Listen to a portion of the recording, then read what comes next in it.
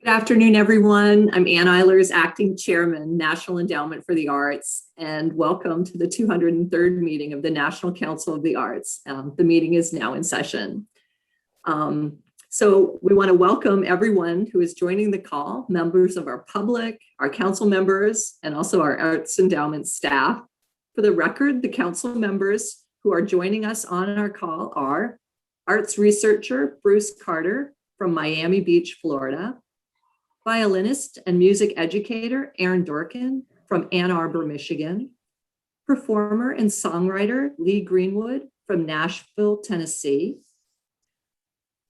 philanthropic professional Deepa Gupta from Chicago, Illinois, urban planning and community policy specialist Maria Rosario Jackson from Los Angeles, California, music professor and arts administrator Amal Kang from Chapel Hill, North Carolina, patron and trustee Charlotte Kessler from Columbus, Ohio, arts administrator Maria Lopez de Leon from San Antonio, Texas, organic farmer and author Mas Masamoto from Delray, California, visual artist Barbara Ernst Prey from Oyster Bay, New York, film industry executive Tom Rothman from Los Angeles, California, and independent curator and consultant Olga Visto from Scottsdale, Arizona. We regret that council members Paul Hodes, Ronnie Ramaswamy, and Rick Lowe were unable to join us this afternoon. Next, we're going to take a couple minutes and hear how art has adapted and been created during the COVID-19 pandemic. With us today are founders of the Global Vaccine Poem Project, David Hassler and Tyler Meyer, and poet and NEA laureate fellow, Naomi Shihab Nye.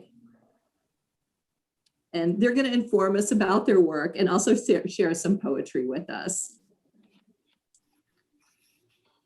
Thanks so much, Anne. My name is Tyler Meyer, and I work as the director at the University of Arizona Poetry Center. And I'm here with my colleagues, and we just want to start first by saying thank you to the Arts Endowment for all the work that it does, and a special shout out to all of our friends in the literary arts field, Amy Stoles, Jessica Flynn, Mohammed Sharif, Katie Day. These people work incredibly hard, and we're so grateful for all that they do. So I'm going to share my screen and tell you a little bit about the project, but while I do that, maybe David and Naomi want to introduce themselves as well. Yes, thank you. My name is David Hassler. I work at the Wick Poetry Center at Kent State University in Ohio. I'm in a hotel room at the moment down in Rock Hill, South Carolina, but thank you. Glad to be here. And hello, I'm Naomi Shihab Nye, speaking from San Antonio, Texas, and very honored to be with you all. So the Global Vaccine Poem Project, we'll get into how it began, but this is a still shot from the website. The origins of this project began in Arizona at a call from arts leaders that was convened by the Commission on the Arts. And they were thinking about all of the challenges of the pandemic and thinking about how the arts in particular might be a tool that could be used to help leverage participation in the vaccination effort. And thinking of that challenge as a public health problem, but also as a cultural problem and a social problem. And so using all of our tools as in the broader culture to help sort of solve this problem. And so we started to think, okay, could poetry play a role in particular? And thinking specifically about the role that poetry, the moment that it was having just after the inauguration and all the energy around Amanda Gorman's presence. And was there a moment for poetry that could be even bigger, that could do important work with the vaccine? And so I thought immediately of David Hassler and the work that the Wick Poetry Center does and the digital tools that they use at the Wick Poetry Center. And I said, David, what do you think about this? And so I'll pass this over to David to talk more about that work and about the development of the website. When Tyler called me, it took me about a nanosecond to say, yes, we need to do this. We've been working very intentionally for the last 5 years with a design firm in Kent, Ohio, to build digital expressive writing tools and platforms. One of them is a tool called Thread, where it invites people in a community to share their voice in response to a prompt and add to a growing community poem. So building on Tyler's idea, we thought, let's build this website to invite people in a very easy way, a kind of democratizing a voice to share their voice about their own vaccine experience poetically. And we immediately thought of Naomi Shihab Nye to write the model poem, to charge the air, to inspire people, to lead to the 4 separate prompts which we developed. And meeting with Naomi, I would say not only did she say yes very quickly, but began writing the poem as we were on the Zoom call. We're thrilled that Naomi's poem, which we're going to invite Naomi to read in just a moment, it has been a great catalyst to inspire not just Americans, but people all over the world to follow one of 4 simple prompts online, and then to type in their own creative reflection, their own short Dear Vaccine stanza. So once the website was created, we didn't know what challenges we would face. And so we started to explore, how we could connect with vaccination sites and partner with administration of the vaccine, especially using that 15-minute observation window after the vaccine was administered to help connect people to the project. We're all so different, but that's one amount of time that we all have in common. And so we wanted to find a way to connect and use that very powerful moment as a way to invite people with poetry into the project. So we created these small cards that we could use to distribute at vaccination sites, inviting people into the project. We worked with partners in Arizona and in Ohio and in Texas. And we started to launch this project. So I think the right thing now is maybe to have Naomi read this model poem so people can see sort of where we began. Tyler, did you advance the screen, the PowerPoint? Yep. Save us, dear vaccine. Take us seriously. We had plans. We were going places. Children in kindergarten. So many voices in chorus. Give us our world again. Tiny gleaming vials. Enter our cities and towns, shining your light. Restore us to each other. We liked our lives. Maybe we didn't thank them enough. Being able to cross streets with people we didn't know, pressing elevator buttons, smiling at strangers, standing in line to pay. We liked standing in line more than we pretended. It's a quick prick in the arm. You'll barely notice it. It's the gas in the car getting us going again. It's the turn in the road, face-to-face conversation someday soon. It's the hug, forever. It's the hug. Vaccine, please make the air clean. We went to yoga classes, deep collective breathing, in small rooms, in cities where we didn't even live. How brave we were. Vaccine, please, restore our lives. Believe, they were beautiful.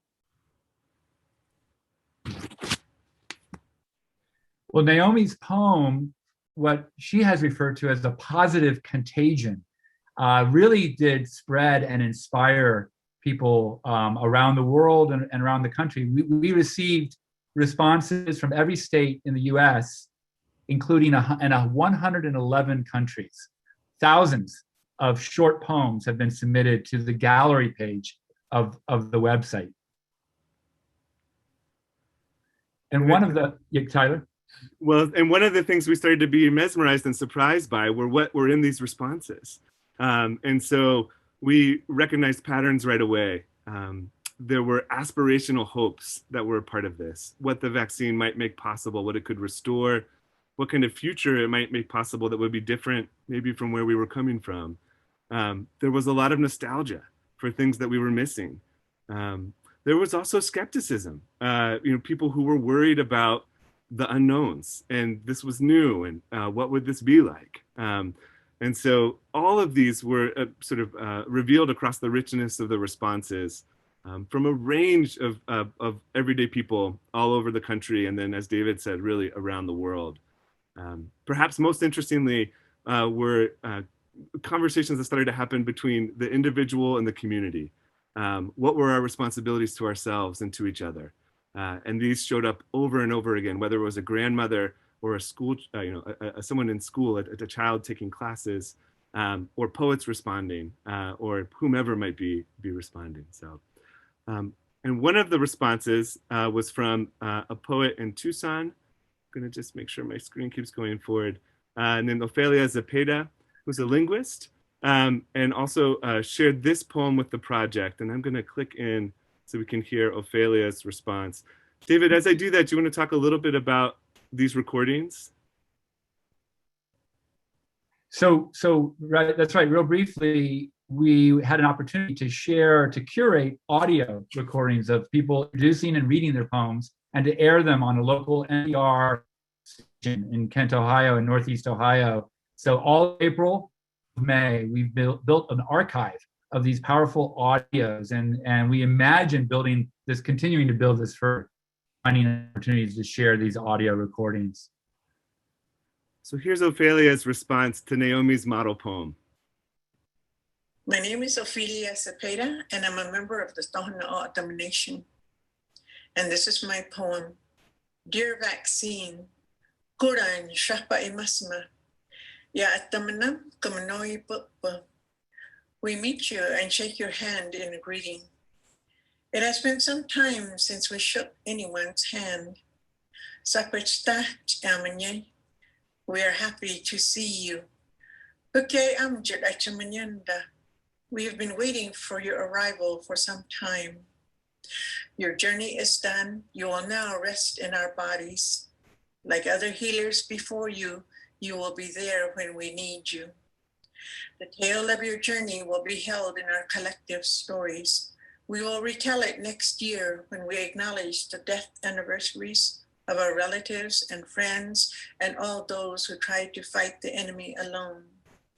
We will tell of the battles you fought on your journey, the battles against non-believers and conspiracy theorists.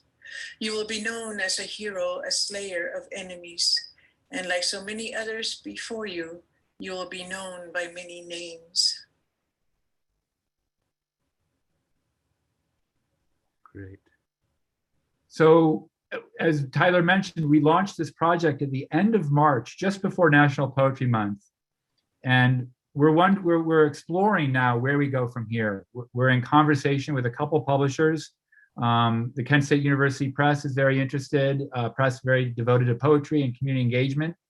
We'd love to develop a educational component to this project as students return in the fall and spring and the vaccination process continues, and to possibly create a digital audio archive of these global voices that might be saved and shared moving forward. So I'll just, we'll close and maybe have some questions, but I just want to stress, if you want to participate in the project, you can at globalvaccinepoem.com. We'd love to have your voice added to the work that's growing there. It's an ever-growing archive of responses to lived experiences during the pandemic. And it's such a thrill to partner with David and Naomi, who are heroes in poetry world and are doing incredible work, putting energy into the life of this project. So we're happy to have any questions that anybody might have about this work and this project. Hi, this is here or see me.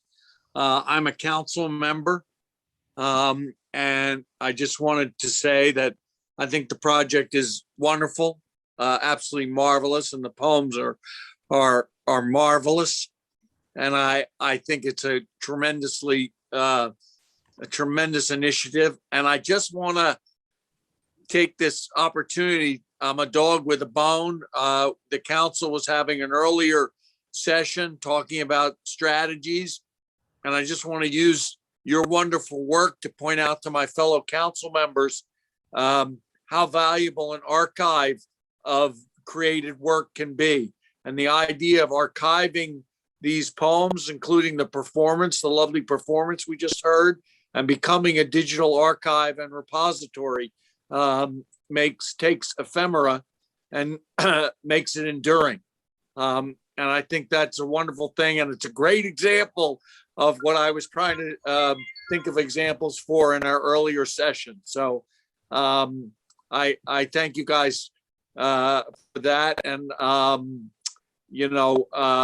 just say, representing the Arts Council, I just think it's just marvelous. Thank you. Thank you so much. Other questions? Okay, that was really wonderful. Thank you, Naomi, David, and Tyler. We really loved having you here with us today. Thank you. So we're going to get on to our more routine part of our business now. I'm going to have a motion to approve the minutes from our March council meeting. So moved. Is there a second? Second. All right. All in favor, please say aye. Aye. Aye. Any opposed? Aye. Sorry. Aye. Okay, thank you. Thank you. Now we're going to move to the council member votes. And Ayanna Hudson, our acting deputy chairman for programs and partnership, is going to lead us through this section. Ayanna? Thank you, Anne. Council members, we will proceed with the application review section of the agenda. The tally of the votes will be announced at the end of today's session. The council will be voting by ballot today on award recommendations totaling more than $1.9 million in the national initiatives category. These funding recommendations are found in the council book. For your vote to be tallied, you must be present on the line at the time of the motion, discussion, and vote. Council members, you must email your votes to Kim Jefferson in this category immediately at the conclusion of this part of the meeting. Council members' affiliations are recorded in the council book and will be attached to your ballots. Each member has been provided an opportunity to update this information prior to the meeting. Council members are recorded as not voting on applications with which they are affiliated. This list becomes part of the agency's official record. After a brief summary of the national initiatives category, council members will have an opportunity to ask questions and or discuss the recommendations before voting by ballot. May I have a motion to consider the recommended grants and rejections in the national initiatives section of the council book? So moved. So moved. Thank you. Is there a second? I second. Second. Thank you. I will now summarize the national initiatives category, pause for any comments or questions from council members, then ask you to mark your ballots. National initiatives support a wide variety of projects of national and field-wide significance. At this meeting, the council is requested to approve funding for 5 projects totaling more than $1.9 million. Support is requested for the Mayor's Institute on City Design, a program that assists mayors with urban design challenges, promotes design excellence and economic revitalization, and enhances the livability of communities across the country. The Musical Theater Songwriting Challenge for high school students, a national program that gives high school students the chance to showcase their songwriting talents and to compete for the opportunity to participate in a mentorship program with professional theater artists. A national services initiative that will support research, information, and professional development services for the National Endowment for the Arts, state arts agencies, and the 6 regional arts organizations in cooperation with the agency's state and regional arts education and folk and traditional arts programs. 3 NEA Research Lab grant renewals, which will provide insights about the arts for the benefit of arts and non-arts sectors alike. And the Sound Health Network Initiative, which regularly will convene experts in music, neuroscience, health, and wellness, and will identify and promote research findings. Are there any questions or comments? Council members, you may now email your votes to Kim Jefferson. And finally, we turn our attention to the projects in the award update section of the council book. These projects have been awarded under the chairman's delegated authority and are brought to the council's attention at this meeting, but no vote is necessary. Included are 3 interagency agreements. Thank you. Thank you, Ayanna. Now I'm going to introduce Joy, who's going to share an update on our agency. Hello, everybody. It's an honor to be with you today. My name is Raj Joy, and I serve as Chief of Staff at the National Endowment for the Arts. I think I'm going to share a few slides. I think you can advance to the next slide. As many of you know, it's been a very busy week for all of us here at the Arts Endowment. It's also been an action-packed last few months. And while I won't go into detail on all of these events and activities, this is a visual representation of many things that have occurred since our last council meeting. We've had our annual NEA Jazz Masters tribute concert in April. We had our 2021 Poetry Out Loud National Finals in May. We had our announcement of National Heritage Fellows in June, and so much more. Next slide, please. For those of you who were with us at our last council meeting, this is a high-level overview of some of the overarching themes that are guiding the work of the agency right now. There are 4 themes. The first is rebuilding the creative economy, and this is all about reversing the damage of COVID-19. I'm going to say a few more words about that related to an update on the American Rescue Plan Act. The second is around uniting and healing the nation. And this is really about the role that the arts can play in ushering in a healthier and more hopeful future. And I just want to give a special shout out and thank you to Tyler, David, and Naomi, because I think that's a very powerful example of the role that the arts can play in this instance in building vaccine confidence. Third focus area is around advancing equity, access, and justice. And this is really all about the role that artists and artistry can play in animating the idea of liberty and justice for all. You'll hear more about that from Ayanna Hudson as it relates to the agency's work around equity and access. And then a fourth focus area is around serving the field and enhancing the capacity of our agency. Next slide, please.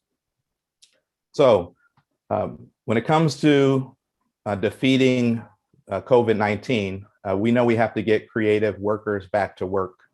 And before the pandemic hit, the arts and cultural sector was approaching a $1 trillion industry that directly supported 5.2 million jobs and indirectly supported millions more.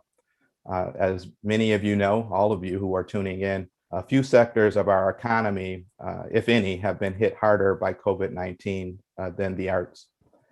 Arts organizations were among the first businesses to close their doors at the start of the pandemic, and they'll be among the last to truly fully reopen. On March 11th, President Biden signed into law the American Rescue Plan Act of 2021. It's the second largest stimulus package in legislative history. We are grateful to the president and to Congress that this relief package includes resources to help arts organizations and arts workers hard hit by COVID-19. This includes $135 million for the National Endowment for the Arts. We rolled out our American Rescue Plan program, and you'll see the acronym, or ARP for short. And our program basically has 2 focus areas. First and foremost, it's about distributing relief dollars to the field to help arts organizations rehire and reopen. And this is also about expanding access to funds to communities that have been historically underserved by government. On April 29th, we announced the first phase of our ARP program, which was support for state arts organizations and regional arts agencies to re-grant in their communities. We awarded approximately $52 million at the tail end of April. And just yesterday, we announced 2 new grant programs designed to provide support directly to nonprofit arts and cultural organizations, as well as a new program to provide local arts agencies with sub-granting dollars. We anticipate deploying $80 million in relief funds, including $20 million for local arts agencies and $60 million for grants to arts organizations. Next slide, please. In terms of the timing, we announced the program yesterday. The deadline for local arts agencies to apply is July 22nd. The deadline for nonprofit arts and cultural organizations to apply is August 12th. And we're working hard over the next 49 days to raise awareness about the program and encourage people to apply. Next slide, please. Next slide, please. Great. So we spent the past several months meeting with and listening to leaders in the field, including arts administrators, leaders from service organizations, and arts agencies alike. And when we were meeting with them, we specifically asked for feedback on the NEA's last stimulus package, the CARES Act program. And what we heard from people time and time again is encouragement to think about how we can embed fairness and equity both into our program design as well as in each phase of the funding life cycle. Just want to draw your attention to the program structure all the way on the left-hand side. I want to call out something that's not only different from our CARES Act funding, but also as a distinction from the American Rescue and Recovery Act of 2009. Essentially, there are three major distinctions. The first is wider eligibility. We are now opening the doors of opportunity to arts organizations all across the country to apply for relief funds, even if those organizations have never received support from the NEA in the past or from the federal government in the past. We're emphasizing flexibility and the importance of flexible funds to support general operating expenses, and there is not a match requirement. And then a big difference in our ARP program is a focus on locals and recognizing the unique role that local arts agencies play in the arts ecosystem. We're really excited about building relationships across the country through this sub-granting opportunity. We're mindful about the whole process and how fairness and equity show up throughout the process. I'm going to talk a little bit in just a moment around how we're working to raise awareness and encourage people to apply. We're thinking about the panel selection and review process, and we're ensuring that we have a very diverse set of readers and panelists who will evaluate proposals. And we're also committed to continuing support for new grantees, as well as applicants who are not successful with this first round of funding. We're mindful about how we can capture and share lessons learned from this process. And now that the guidelines have been posted, we're focused on getting dollars out the door to help nonprofit theaters, museums, dance companies, symphonies, and cultural organizations reopen and rehire. We've developed a robust plan to help get the word out about the NEA's COVID relief program and answer questions about how to apply. NEA staff will offer live applicant Q&A sessions twice a week, beginning next week on June 28th, and those will run all the way through September 2nd. We also have a dedicated page on our website where you can access a bank of resources and information about the American Rescue Plan and our relief efforts. And so we encourage you to visit us online at .gov. I will say that in closing, we see the American Rescue Plan Act and our relief funding as a next step in the sector's recovery and as a signal of more to come. To help process these relief grants, we'll be convening a special fourth meeting of the National Council of the Arts on the Arts in 2021. I'd like to close by expressing my heartfelt thanks to all of the staff at the Arts Endowment.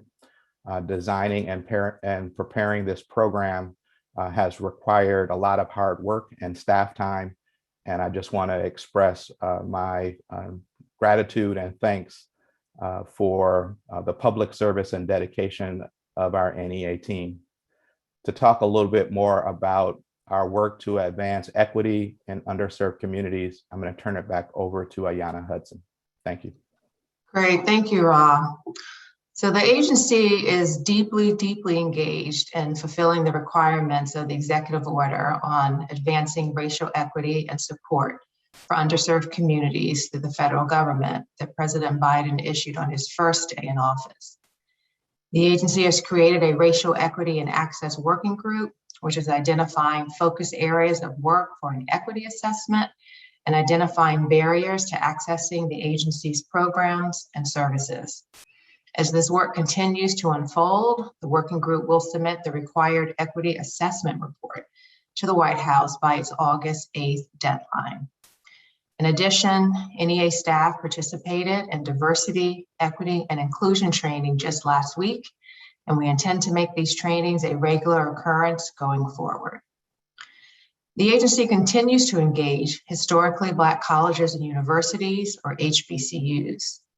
Over the past 3 years, NEA staff has been in contact with close to 75% of HBCUs to share information about our grant-making programs and to provide technical assistance for grant applications.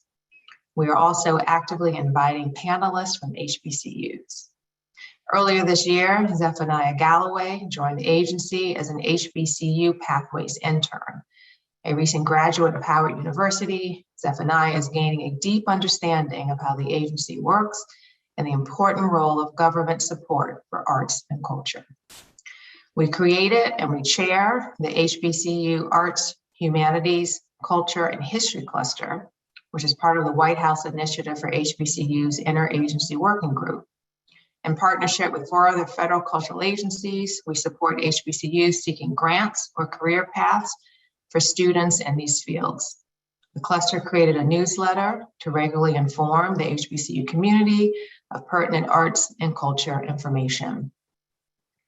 We once again have been invited to present at the 2021 HBCU conference sponsored by the White House Initiative for HBCUs in the fall. The National Endowment for the Arts also participated in a planning meeting for the first federally supported National Teaching Artist Convening, which includes partners from the U.S. Department of Education, the Arts Education Partnership, the Teaching Artists Guild, and the Hewlett Foundation. The goal of the convening is to create a more equitable ecosystem for arts education where teaching artists are valued for their critical role in this system.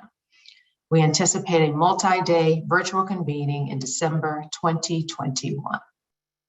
And in a further step to improve equity and access, we developed a new initiative, the National Folklife Network, to address funding inequities identified in the agency's 2019 Living Traditions Report. This initiative will build relationships, capacity, and infrastructure to serve cultural heritage practitioners in the nation's most rural regions and most economically disadvantaged communities. Thank you.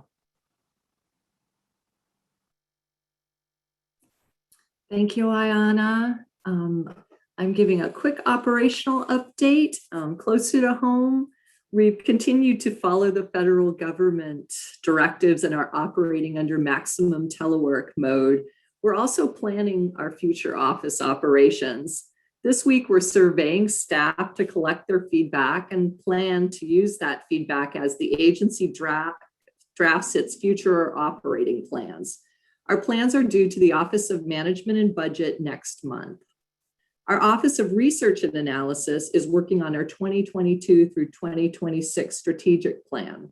As part of the process over the next few months, ORA has conducted town hall meetings with agency staff to gather comments and also issued and actively promoted a call for public comments.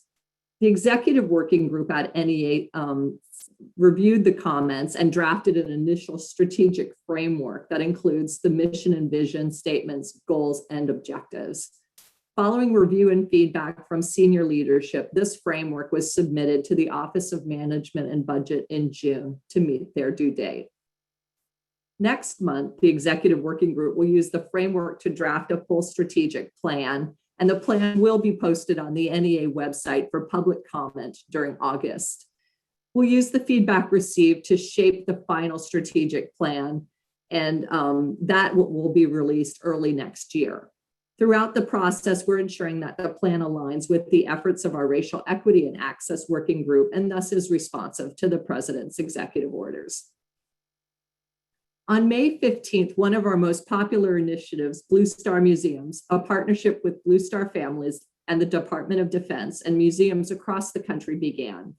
After a break last summer due to the pandemic, we're pleased to again offer free admission to the currently serving military and their families until Labor Day. Although the number of participating museums is fewer this year, the museums continue to sign up each week. Currently, we have participation in all 50 states, plus the District of Columbia, Puerto Rico, and the US Virgin Islands. Another one of our most beloved initiatives, Poetry Out Loud, was held last month. Both the semifinals and finals were held virtually, with students submitting pre-recorded videos of their recitations for judging. Actor and writer Sean Taylor Corbett hosted the finals broadcast, which brought 9 finalists together virtually for interviews and the announcement of the winners. And we congratulate Raheli Magosha, and also from South Dakota, who is the 2021 Poetry Out Loud National Champion. We also congratulate Kendall Grimes from Tennessee, the 2nd place winner, and 3rd place winner, Sujin Park from Alabama. And also thank you to our partners at the Poetry Foundation, Mid-Atlantic Arts, our cooperator, and for the National Founders, and all the state and jurisdictional partners and their ideas in supporting and making Poetry Out Loud a success this year. Those are all my official updates. Are there any questions from the council?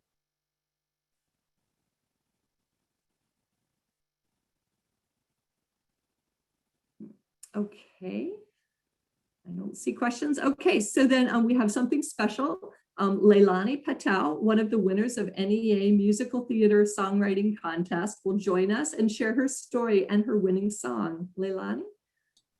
Hi. So I am Leilani Patao. I am an upcoming senior in Los Angeles, and I'm attending the Los Angeles County High School for the Arts. I'm a music vocals major there, and I'm also in the musical theater productions at my school. I've been a performer ever since I was really little. I've been performing in musicals since the 1st grade, and it's always been my biggest dream to perform on Broadway one day. And recently, I've been writing and producing my own music, and I have some new music coming out next month, which is very exciting. I also hope to one day combine my 2 passions and write my own musical in the future. So I've got big dreams. I came to hear about the Musical Theater Songwriting program from my best friend Akira, who won the year before me. I had always wanted to write a story that was a place of representation for Polynesian people, especially Hawaiian, since I am Native Hawaiian. And it looked like this would be the perfect opportunity to bring that to life. I love this experience so much. I really learned so much from my mentors, Ty Defoe and Daniel Lincoln. And I loved being treated as an equal and as a leader of my own project. And I learned so much from hearing how Ty and Daniel work out in the real world, like how they got their start and how they work with others and how they were working in this new crazy time of like writing musicals for online or just preparing for Broadway opening up in the fall. I was also able to make so many friends with the other winners. We started a group chat as soon as everyone was announced. We were able to bond so well, and I'm always so excited to see the projects that they do. Now, my song Mauna Kea is about the movement to protect the sacred land on the mountain, Mauna Awakea, or Mauna Kea in Hilo, Hawaii. In October of 2018, construction was approved of a 30-meter telescope on Mauna Kea that would desecrate the land there. As a Native Hawaiian person, I felt like this movement reflected a bigger issue that Indigenous cultures are constantly violated, and that has created big problems like Mauna Kea and other movements like it, and smaller microaggressions in everyday life to Indigenous people. The character who sings the song, Ilani, moves from her home in Hawaii and goes to college on the East Coast, and she realizes there how unhappy she is and how she found herself at home. And she decides to move home and own who she is and join the protests on Mauna Kea. And without further ado, and before the trash truck outside gets too loud, I would like to present my song, Mauna Kea.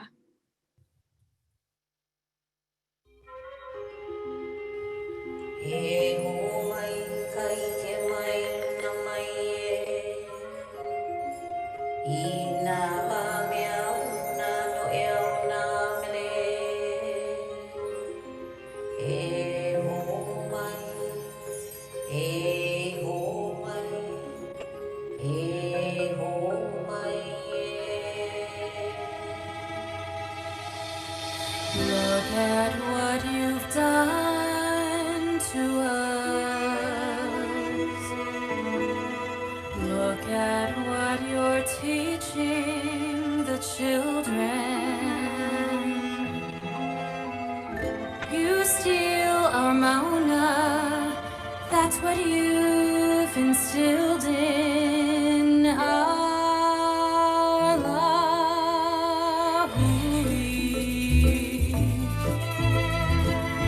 Your world, your rules, native girls are just your tools. Talk straight, only write the stories you relate to. Not our Louis. You said going to college was necessary. You laughed when I pointed out my culture is not yours to own. I see all that I needed was right here after all. I know that I am whole without your words that made me feel small. I protect the mountain. I stand by who I am, 'cause that's what Hawaii's given me.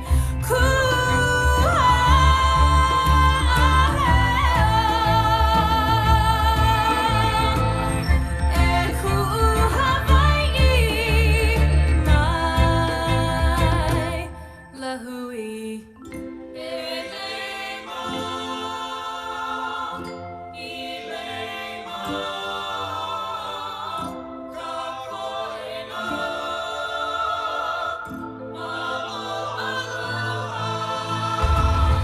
I come from the mana. I come from the aina. For so long we've been stripped, 'cause what you feared you saw. We would dance, we would heal. So we're barbaric, but you get to steal from our lahui. Get off our land, get off your throne. I am here, I am not alone. We are the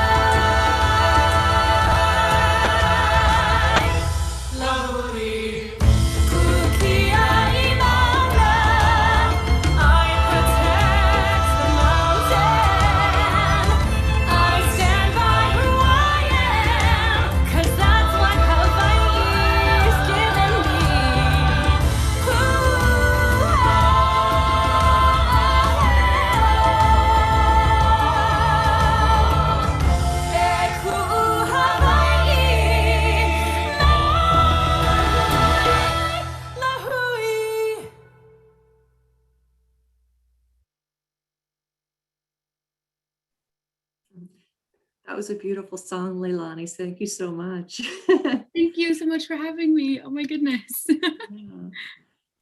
Does any of our council members have questions for Leilani?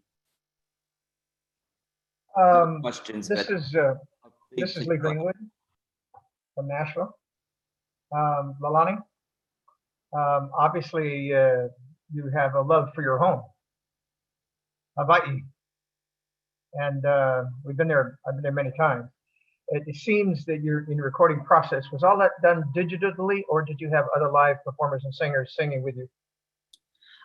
So I actually do not sing the song. That's Phoebe Browning. Or somebody else sang it for you? And I am thankfully in the chorus, but it was all recorded remotely, except BB was in a studio in New York with all the instrumentalists. Great. After you were chosen, after your song was chosen. Mm-hmm. I think it was terrific.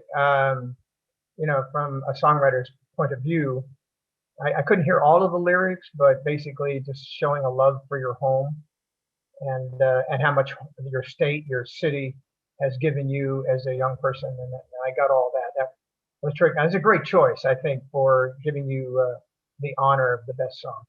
Good job. Thank you. Any other questions for Leilani? Not seeing it. Again, thank you so much for joining us today. That was really wonderful. So then to close out our business, I'm happy to announce that all of the recommendations for funding have passed. I want to thank everyone for joining us today, and please continue to stay safe and healthy. And the 203rd meeting of the National Council on the Arts is now adjourned. Thank you so much.